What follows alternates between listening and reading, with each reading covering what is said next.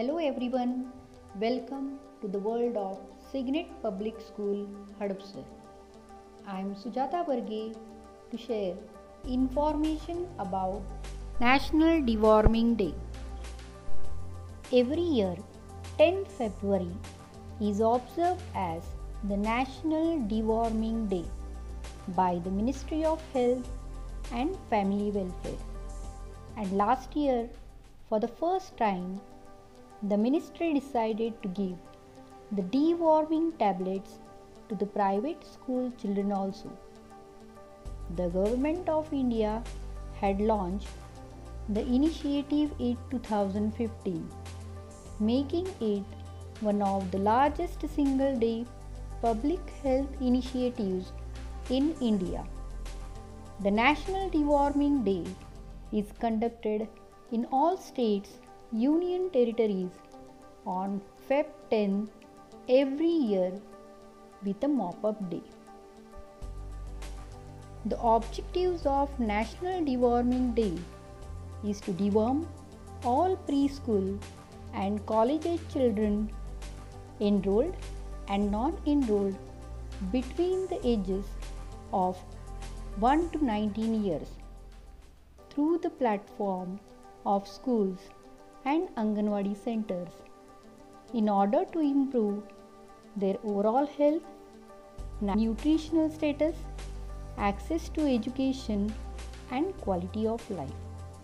The day aims at eradicating intestinal worms as known as soil transmitted helminths, that is STH, among children.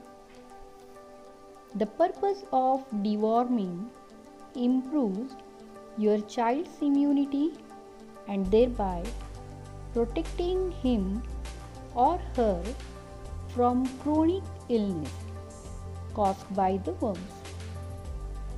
It improves concentration and attendance, making them more productive in school. It increases nutritional uptake and controls infection such as anemia, loose bowels, etc. There is a variety of parasitic worms that can reside in the human body. Now these worms can cause an infection that can lead to symptoms like nausea, stomachache, fever, swelled face and diarrhea. This can be serious if infection interferes with the mental and physical health of children and thus putting their future at risk. The 5 most common types of worms are tapeworms, hookworms, flukes, threadworms and trichinosis worms.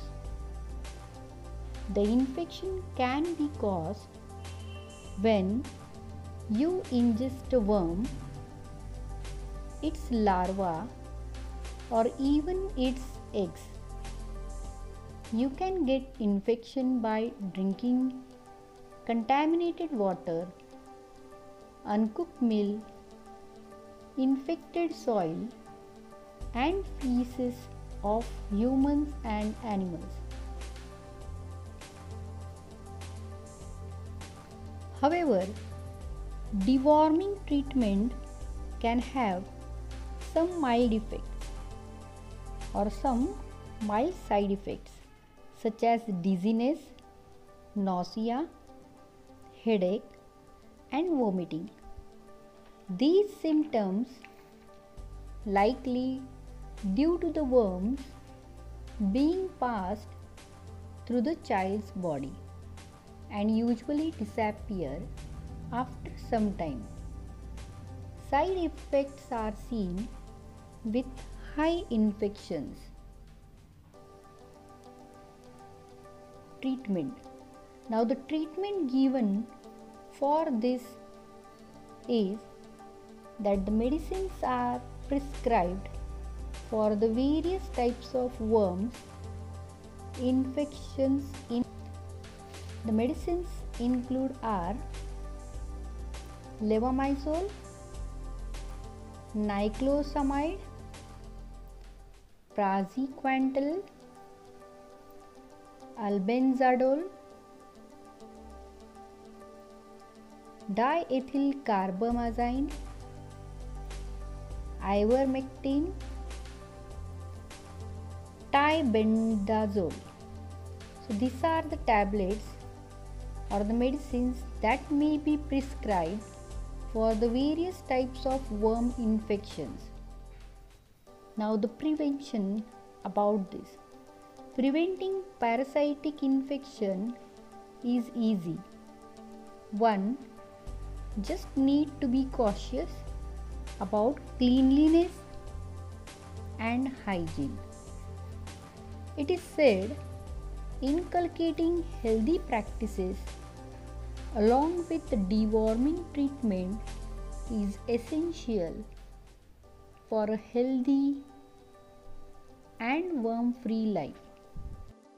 According to WHO, soil transmitted helminths, that is STH, or parasitic worms are among the most common infections worldwide.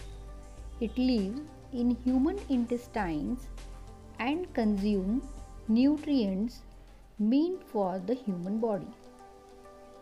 They produce thousands of eggs each day, which are passed in feces and spread to others in areas of public toilet. So according to WHO, India has the highest burden of soil transmitted helminths in the world, with 220 million children aged 1 to 14 estimated to be at risk of worm infections.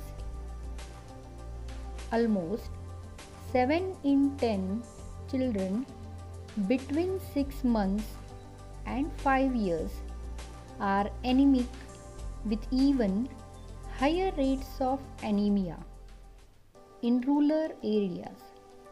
The 2006 National Family Health Survey reported. So children at the age of 1 to 2 are given half a tablet of albendazole, that is 400 milligrams, and above the age of 2 years are given one full tablet of albendazole, that is 400 milligrams to chew. Albendazole is very safe and has very few side effects, and it occurs with mild side effects like nausea and diarrhea and pass quickly.